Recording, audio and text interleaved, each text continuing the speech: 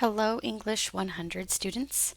In this video, I'm going to be going over the Multimodal Autoethnography assignment. This assignment is going to be asking you to take your autoethnography essay and remix it into a new thing that lives in the world. It's going to need to incorporate at least two different modes. So what does that mean?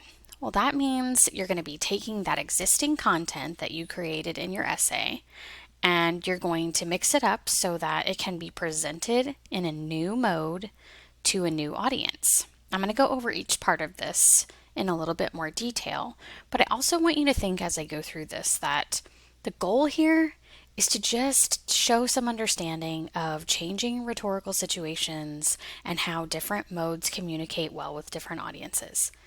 We just want you to work on trying something out. If you're not super creative and you don't really enjoy the artistic side of this kind of assignment, we also will have things that you can use, tools that you can use, and suggestions for you. So hang in there. But a multimodal remix just means that you're going to use a couple different modes of communication. This can be text, images, audio, video, something interactive, and you're going to sort of remix your information that was in your autoethnography for this new audience.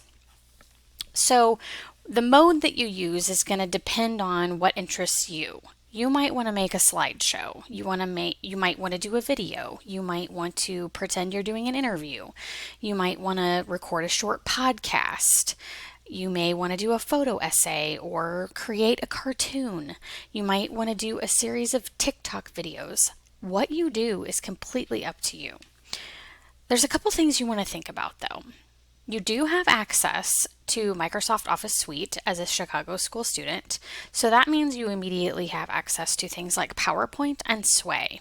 So if you want to use PowerPoint and create a slideshow, or you want to create a video presentation that you might give to a group of students, feel free to use these free tools that are already available to you through those services.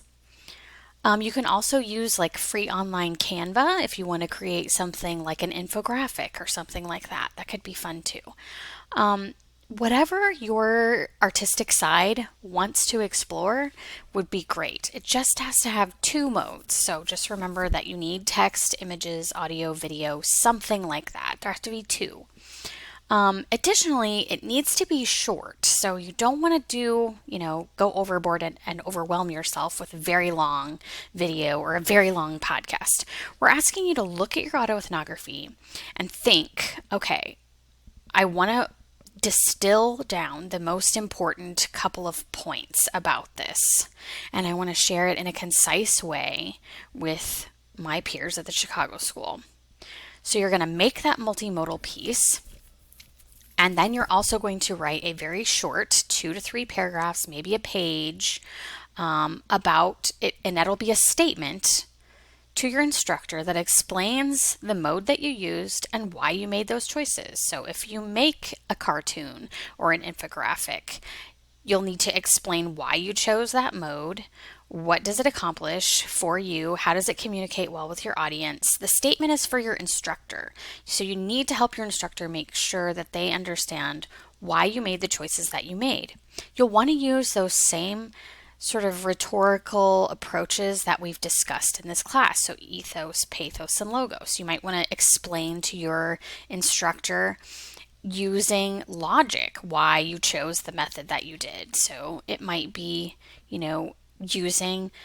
saying that you want to appeal to your audience's sense of sympathy or empathy. You have to talk about using those terminologies about rhetorical elements, why you chose the modes that you did. So further down, we're going to go over these same elements that we always do: the audience, the context and rhetorical situation, and the formatting.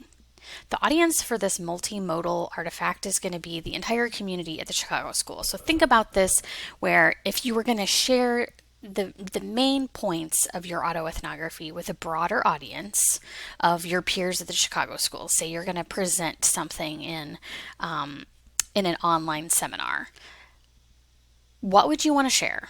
what mode do you think would be the most useful? So think about it in terms of the Chicago School is your audience, your peers are your audience, but it has to be concise. The message has to get across in a way that's really succinct. What would you choose? Next, there are lots of situations both in the academic world and in your professional world where you're going to have to take information to a new audience, and you're going to need to use a different mode because let's say you have an Excel sheet, or you've been collecting data, or you have an essay, or you've done a white paper, or whatever, and you want to present that to a new group, or it has to be distilled down so it's very short and concise. Think TED Talk. A person writes a book, but they might also have a TED Talk. The book might be 400 pages. The TED Talk is like 10 minutes. That's how you're thinking about distilling the most important points into some new mode that's very concise. The format is going to depend on how you choose to remix your multimodal artifact.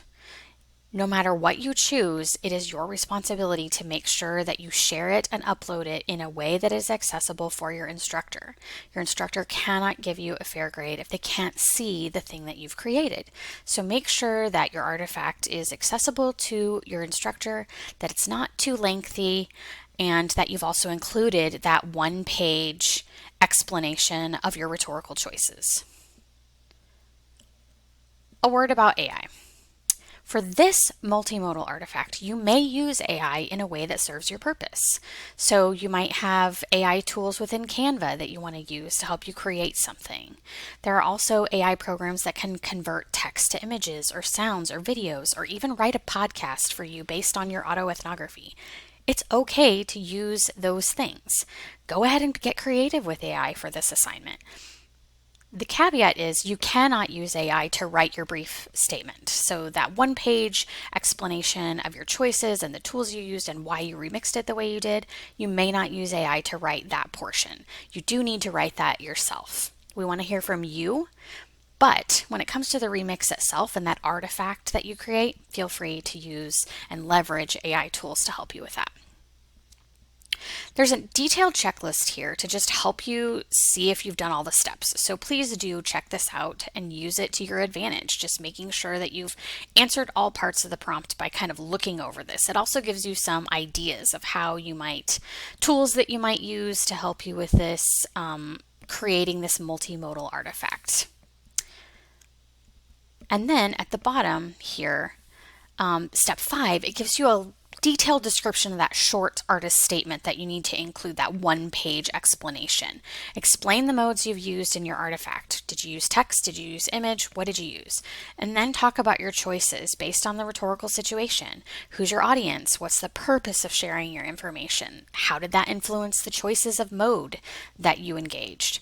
And then reflect on how your chosen artifact helps the content and the structure of your original essay reach a new audience. How did you engage those rhetorical modes?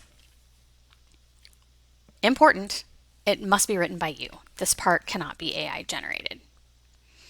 And then at the bottom, of course, we have some tips. So these helpful tips I really think are going to be useful to review. So make sure that you think about how your different modes work together. So it should come together as a cohesive multimodal artifact. And then choosing modes that help you express your thesis.